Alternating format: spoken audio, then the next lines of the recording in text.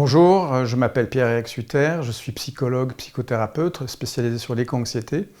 Je dirige la Maison des éco-anxieux et aussi l'Observatoire de l'éco-anxiété, qui est un observatoire qui évalue régulièrement le niveau d'éco-anxiété en France. L'éco-anxiété, qu'est-ce que c'est? C'est une détresse mentale et psychique relative aux enjeux environnementaux. Effectivement, les éco-anxieux sont des personnes qui se préoccupent beaucoup des dégradations de la planète que l'espèce humaine provoque par ses activités thermo-industrielles, et ils s'en inquiètent parce que cela peut menacer l'avenir.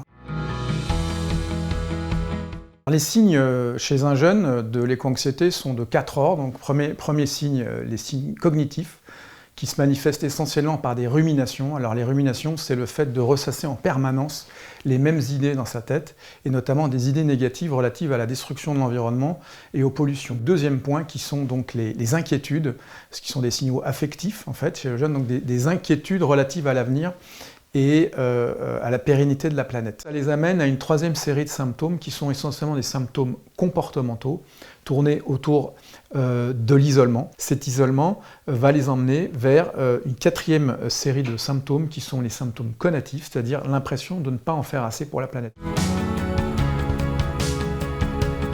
Il n'est pas nécessaire d'avoir un soutien psychologique pour chaque éco-anxieux, ça va dépendre de son état de mal-être. Les parents peuvent rassurer eux-mêmes leur enfant éco-anxieux en leur montrant qu'il y a aussi des bonnes nouvelles et pas que des mauvaises nouvelles sur le front de l'environnement. Ce qui est hyper important pour les parents, c'est de comprendre que l'équilibre psychique, c'est comme les deux plateaux d'une balance, et que l'éco-anxieux a tendance à avoir le plateau des mauvaises nouvelles qui l'emmène en déséquilibre.